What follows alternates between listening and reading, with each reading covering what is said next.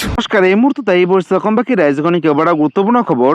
অসমৰ লাখ লাখ ধনী দুখীয়া পৰিয়ালৰ বাবে এটা ডাঙৰ খবৰ। অৰ্থাৎ অৰুণোদয় আঁচনিৰ জৰিয়তে মহিলাসকলে এতিয়াৰে পৰা নাপাব আৰু 1,250 টকা, তাৰ পৰিৱৰ্তে লাভ কৰিব 3,000 টকা। লগতে নতুনকৈ অৰুণোদয় আঁচনিৰ বাবে চৰকাৰে ফৰ্ম বিতৰণ কৰিব। লগতে এইকেইটা কাম কৰিলেহে লাভ কৰিব অহা 10 তাৰিখে 3,000 টকা অৰুণোদয় আঁচনিৰ জৰিয়তে। লগতে PM কিষাণ যোজনাৰ 23 নম্বৰ কিস্তিৰ ধন দিব 4,000 টকা।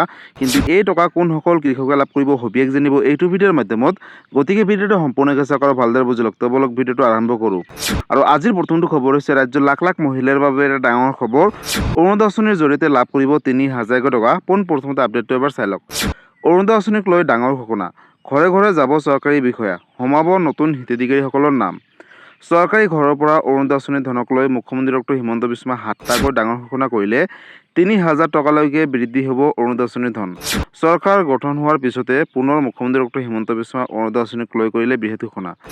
অৰুণোদয় আঁচনিক লৈ ৰাজ্যৰ লাখ লাখ পৰিয়ালৰ বাবে এটা ডাঙৰ খবৰ।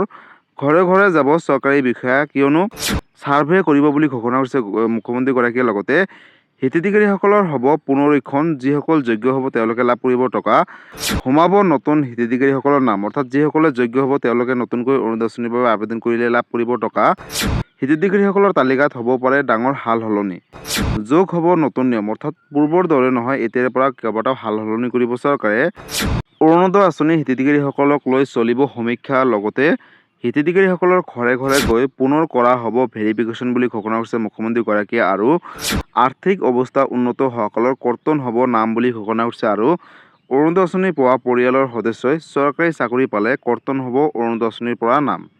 বাদ পৰা দৰিদ্ৰ, বিধৱা, অবিবাহিতা মহিলা আৰু দিব্যাংগক নতুনকৈ অন্তৰ্ভুক্ত কৰা হ'ব অৰুণোদয় আঁচনিত। অৰুণোদয় আঁচনিৰ হিতাধিকাৰীসকলৰ বেংক একাউণ্টৰ সৈতে আধাৰ কাৰ্ড লিংক থকাটো বাধ্যতামূলক। 3,000 টকালৈকে বৃদ্ধি হ'ব অৰুণোদয় আঁচনিৰ ধন। চৰকাৰ গঠনৰ পিছতে মুখ্যমন্ত্ৰী ডক্টৰ হিমন্ত বিশ্ব শৰ্মাই ডাঙৰ ঘোষণা কৰিলে।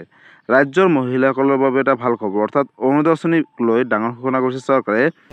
বৃদ্ধি হ'ব অৰুণোদয় আঁচনিৰ ধন। অৰ্থাৎ 1,250 টকাৰ পৰা 3,000 টকা পৰ্যন্ত বৃদ্ধি হ'ব। অৰ্থাৎ পূৰ্বে লাভ কৰিছিলে 1,250 টকা, কিন্তু এতিয়াৰ পৰা নাপাব। আৰু আৰ্থিকভাৱে যিসকল দুখীয়া দৰিদ্ৰ পৰিয়াল, সবল পৰিয়াল, তেওঁলোকক কিন্তু অৰুণোদয় আঁচনিত নতুনকৈ নাম অন্তৰ্ভুক্ত কৰিব।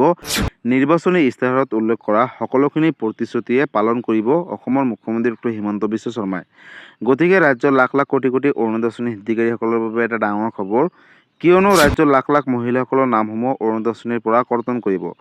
যিসকলৰ ঘৰত চৰকাৰী চাকৰি পাইছে অৰুণোদয় আঁচনি পোৱাৰ পিছত তেওঁলোকৰ নামসমূহ কৰ্তন কৰিব। লগতে যদি কোনো পৰিয়াল অৰুণোদয় আঁচনি পোৱাৰ পিছত উন্নত হৈছে, অৰ্থাৎ আৰ্থিকভাৱে উন্নত হৈছে, তেনেহ'লে তেওঁলোকৰ নামসমূহ কৰ্তন কৰি যিসকল দুখীয়া, দৰিদ্ৰ, দিব্যাংগ, মধ্যবিত্ত, মহিলা আছে তেওঁলোকক নতুনকৈ অৰুণোদয় আঁচনি 3.0 অন্তৰ্ভুক্ত কৰিব। আৰু প্ৰতি মাহে পৰ্যায়ক্ৰমে 3,000 টকালৈকে তেওঁলোকৰ বেংক একাউণ্টত DBT যোগে অসম চৰকাৰে প্ৰেৰণ কৰিব।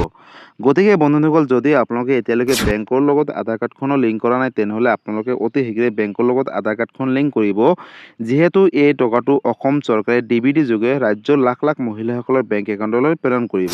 গতিকে এইকেইটা কাম কৰি লওক, তেনেহ'লে লাভ কৰিব আপোনালোকে অৰুণোদয় আঁচনিৰ জৰিয়তে পৰ্যায়ক্ৰমে 3,000 টকা। হয়তো এই টকাটো অহা 10 তাৰিখৰ ভিতৰত আপোনালোকে নিজৰ বেংক একাউণ্টত, অৰ্থাৎ প্ৰতি মাহৰ 10 তাৰিখে পূৰ্বৰ পৰাই দি আহিছিলে, কিন্তু যোৱা কেইমাহমান পূৰ্বে 9,000 টকা অৰুণোদয় আঁচনিৰ জৰিয়তে মহিলাসকলৰ বেংক একাউণ্টত DBT যোগে প্ৰেৰণ কৰিছিলে। কিন্তু এতিয়া প্ৰতি মাহে লাভ কৰিব অৰুণোদয় আঁচনিৰ টকা। প্ৰতি মাহৰ 10 তাৰিখে লাভ কৰিব। তাৰ বাবে বেংক একাউণ্টটো ঠিক কৰি ৰাখিব। বেংকৰ লগত আধাৰ কাৰ্ডখন লিংক ৰাখিব। লগতে চৰকাৰে নতুন এখন লিষ্ট, অৰ্থাৎ তালিকা প্ৰকাশ কৰিব। আৰু সেই যিসকল মহিলাসকলৰ নাম তালিকাখনত থাকিব তেওঁলোকে লাভ কৰিব অৰুণোদয় আঁচনিৰ জৰিয়তে 3,000 টকা। কিন্তু যেতিয়াই তালিকাখন প্ৰকাশ কৰে লগালগ মই এটা ভিডিঅ' বনাই আপলোড কৰিম। তাৰ বাবে আপোনালোকে এই চেনেলটোৰ লগত জড়িত হৈ থাকিব। লগতে অৰুণোদয় আঁচনিক লৈ যদি কিবা সুধিবলগীয়া বা জানিবলৈ আছে আপোনালোকে মোক কমেণ্ট কৰি জনাব। মই নিশ্চয় ৰিপ্লাই দিবলৈ চেষ্টা কৰিম। লগতে এই ভিডিঅ'টো ৰাজ্যৰ সকলো মহিলাসকলৰ মাজলৈ শ্বেয়াৰ কৰি দিব। আৰু আজিৰ পৰৱৰ্তী খবৰটো হৈছে PM কিষাণ যোজনাৰ 23 নম্বৰ কিস্তিৰ ধনক লৈ এটা ডাঙৰ আপডেট আহিছে। অৰ্থাৎ 23 নম্বৰ কিস্তিৰ ধন 2,000 দিব নে 4,000 টকা দিব। লগতে এই টকা যদিও দিয়ে কেতিয়াকৈ দিব আপডেটটো এবাৰ চাই লওক। জুন মাহতে কৃষকসকলে আহিব ভাল খবৰ। জমা হ'ব PM কিষাণ যোজনাৰ অধীনত 23 নম্বৰ কিস্তিৰ ধন। গতিকে ৰাজ্যৰ লাখ লাখ দেশৰ কোটি কোটি কৃষকৰ বাবে এটা ডাঙৰ খবৰ। শীঘ্ৰেই লাভ কৰিব আপোনালোকে PM কিষাণ যোজনাৰ জৰিয়তে 23 নম্বৰ কিস্তিৰ ধন। অৰ্থাৎ জুন মাহতে সোমাব পাৰে PM কিষাণ যোজনাৰ 23 নম্বৰ কিস্তিৰ ধন। 23 নম্বৰ কিস্তি ধন লাভৰ বাবে আপোনালোকে বেংক একাউণ্টটো এক্টিভ কৰি ৰাখিব লাগিব। একাউণ্টটো KYC আপডেট নাথাকিলে জমা নহ'ব 23 নম্বৰ কিস্তিৰ টকা। ইয়াৰ উপৰিও পঞ্জীয়ন নকৰা কৃষকে নাপাব 23 নম্বৰ কিস্তি ধন বুলি ঘোষণা কৰিছে। লগতে জুন মাহৰ শেষৰ ফালে অথবা জুলাই মাহৰ শেষৰ ফালে মুকলি কৰিব 23 নম্বৰ কিস্তিৰ টকা। ইয়াৰ বাবে কৃষক পঞ্জীয়ন পৰ্টেলত আপডেট কৰাটো বাধ্যতামূলক। কিদৰে কৰিব পৰীক্ষা চাই লওক সমগ্ৰ প্ৰক্ৰিয়া। অৰ্থাৎ অনলাইন অফলাইন দুয়োটা মাধ্যমতে পাৰিব। PM কিষাণ যোজনাৰ ধন লাভ কৰা কৃষকৰ বাবে এটা ডাঙৰ খবৰ। শীঘ্ৰেই পঞ্জীয়ন কৰক, অন্যথা নাপাব 23 নম্বৰ কিস্তিৰ টকা। যদি আপুনি এগৰাকী কৃষক হয় তেনেহ'লে এটা অত্যন্ত জৰুৰী খবৰ। 23 নম্বৰ কিস্তি ধন লাভ কৰিব হ'লে আপোনালোকে পঞ্জীয়ন নাম কৰাটো বাধ্যতামূলক, অন্যথা বঞ্চিত হ'ব 23 নম্বৰ কিস্তি ধন লাভৰ পৰা। পঞ্জীয়ন নকৰাকৈ কৃষকে নাপাব 23 নম্বৰ কিস্তিৰ টকা বুলি ইতিমধ্যে কেন্দ্ৰীয় চৰকাৰে ঘোষণা কৰিছে। পঞ্জীয়ন কৰাৰ পিছত ঘৰতে আপোনাৰ আবেদনৰ স্থিতি পৰীক্ষা কৰিব পাৰিব এতিয়াৰে পৰা। কিদৰে কৰিব পৰীক্ষা, লগতে পঞ্জীয়ন ক'ত কৰিব, শেষলৈকে চাওক ভিডিঅ'টো। প্ৰথমতে PM কিষাণ যোজনাৰ অফিচিয়েল ৱেবছাইটত গৈ pmkisan.government.in অফিচিয়েল ৱেবছাইটত যাব আৰু তাৰ পিছতে হোম পেজত থকা ফাৰ্মাৰ কৰ্ণাৰলৈ যাব আৰু তাতে যোৱাৰ পিছত status of self registration farmer বা CC ফাৰ্মাৰ বুলি তাৰ ওপৰত এবাৰ চিম্পলি ক্লিক কৰিব। ক্লিক কৰাৰ পিছতে আপোনালোকৰ সন্মুখত নতুন এটা পেজ খোল খাব। তাতে 12 অংকৰ আধাৰ নম্বৰটো দিব আৰু কাষতে দিয়া কেপচা কোডটো শুদ্ধকৈ সন্নিৱিষ্ট কৰিব আৰু তাৰ পিছতে শেষত চাৰ্চ বুটামটোত ক্লিক কৰিলে আপোনাৰ আবেদনৰ বৰ্তমান স্থিতি দেখিবলৈ পাব। যদি আপোনাৰ পৰীক্ষা কৰি থকা হৈছে তেন্তে পেণ্ডিং ফৰ এপ্ৰুভেল বুলি আহিব আৰু সম্পূৰ্ণ পৰীক্ষা হ'লে এপ্ৰুভ বাই ডিষ্ট্ৰিক্ট বা ষ্টেট বুলি আহিব। লগতে বন্ধু-বান্ধৱীসকল, যদি আপুনি আগতে পঞ্জীয়ন কৰিছিল আৰু কিস্তিৰ তথ্য চাব বিচাৰে তেন্তে ফাৰ্মাৰ কৰ্ণাৰত থকা নাও ইয়ৰ ষ্টেটাছৰ ওপৰত ক্লিক কৰি আপোনালোকে সবিশেষ তথ্যসমূহ জানিব পাৰিব। ইয়াৰ বাবে আপোনাৰ পঞ্জীয়ন নম্বৰ আৰু মোবাইলত অহা এটা OTPৰ জৰিয়তে আপোনালোকে চাব পাৰিব। গতিকে ৰাজ্যৰ লাখ লাখ কোটি কোটি কৃষকৰ বাবে এটা ডাঙৰ খবৰ। যিহেতু আপোনালোকে সকলোৱে জানে যে ইতিমধ্যে 22 নম্বৰ কিস্তিৰ টকা প্ৰেৰণ কৰিছিলে কেন্দ্ৰীয় চৰকাৰে আৰু এতিয়া আহিবলগীয়া 23 নম্বৰ কিস্তিৰ টকা পাবলৈ হ'লে কৃষক নাম পঞ্জীয়ন কৰাটো বাধ্যতামূলক। যদি আপোনালোকে এতিয়ালৈকে ফাৰ্মাৰ ৰেজিষ্ট্ৰেশ্যনটো কৰা নাই তেনেহ'লে ক'ত কৰিব, কেনেকৈ কৰিব? বন্ধু-বান্ধৱীসকল, আপোনালোকৰ ওচৰ চুবুৰীয়া CC চেণ্টাৰ দোকানৰ সৈতে যোগাযোগ কৰি অনলাইনৰ মাধ্যমত আপোনালোকে নিজৰ ফাৰ্মাৰ ৰেজিষ্ট্ৰেশ্যনটো কৰিব পাৰিব আৰু তাৰ বাবে আপোনালোকৰ কি কি নথিপত্ৰৰ প্ৰয়োজন হ'ব সবিশেষ তথ্য কিন্তু তেওঁলোকে আপোনালোকক জনাব।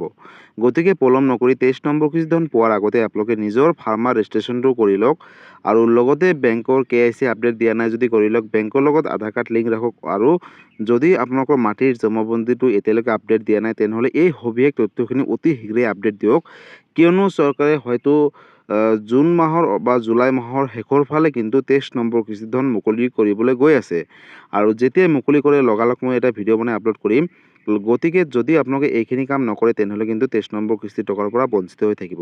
লগতে বন্ধুসকল, 23 নম্বৰ কিস্তিৰ টকা কোনসকল কৃষকে লাভ কৰিব 4,000 টকা, কোনসকল লাভ কৰিব 6,000 টকা আৰু কোনসকল কৃষকে লাভ কৰিব 2,000 টকাকৈ। বন্ধুসকল, আপোনালোকে সকলোৱে জানে যে PM কিষাণ যোজনা হৈছে এনেকুৱা এটা আঁচনি। এই আঁচনিৰ জৰিয়তে প্ৰতি বছৰে কৃষকসকলে DBD যোগে 6,000 টকা তিনিটা কিস্তিৰ জৰিয়তে পোনপটীয়াকৈ DBD যোগে তেওঁলোকৰ বেংক একাউণ্টত লাভ কৰে। অৰ্থাৎ এটা কিস্তিৰ জৰিয়তে লাভ কৰিব 2,000 টকা। কিন্তু যদি আপোনালোকৰ 22 নম্বৰ কিস্তি ধন পোৱা নাছিলে তেনেহ'লে লাভ কৰিব 4,000 টকা। অৰ্থাৎ দুটা কিস্তি থাকিলে 4,000 টকা লাভ কৰিব। যদি তিনিটাকৈ ইনষ্টলমেণ্ট লেট আছে তেনেহ'লে লাভ কৰিব 6,000 টকা আৰু যদি অকল 23 নম্বৰ কিস্তিৰ ধনে থাকে তেনেহ'লে কিন্তু লাভ কৰিব 2,000 টকা। আৰু যেতিয়া চৰকাৰে ডেট ঘোষণা কৰে লগালগ মই এটা ভিডিঅ' বনাই আপলোড কৰিম। তাৰ বাবে আপোনালোকে এই চেনেলৰ লগত জড়িত হৈ থাকিব। লগতে PM কিষাণ যোজনাক লৈ যদি কিবা সুধিবলগীয়া বা জানিবলগীয়া আছে আপোনালোকে মোক কমেণ্ট কৰি জনাব, মই নিশ্চয় ৰিপ্লাই দিবলৈ চেষ্টা কৰিম। গতিকে বন্ধুসকল, আজি আছিলে এইটো এটা ইনফৰ্মেটিভ ভিডিঅ' আৰু গুৰুত্বপূৰ্ণ খবৰ। ভিডিঅ'টো চাই কেনেকুৱা পালে? যদি ভাল পালে চেনেলটো নতুনকৈ আহিছে চেনেলটো ছাবস্ক্ৰাইব কৰিব, লাইক কৰিব। কিবা সুধিবলগীয়া বা জানিবলগীয়া আছে আপোনালোকে মোক কমেণ্ট কৰি জনাব, মই নিশ্চয় ৰিপ্লাই দিবলৈ চেষ্টা কৰিম। লগতে এই ভিডিঅ'টো ৰাজ্যৰ সকলো মহিলাসকলৰ মাজলৈ শ্বেয়াৰ কৰি দিব তথা সকলো ব্যক্তিৰ সদস্যসকলৰ মাজলৈ শ্বেয়াৰ কৰি দিব। ধন্যবাদ। জয় আই অসম।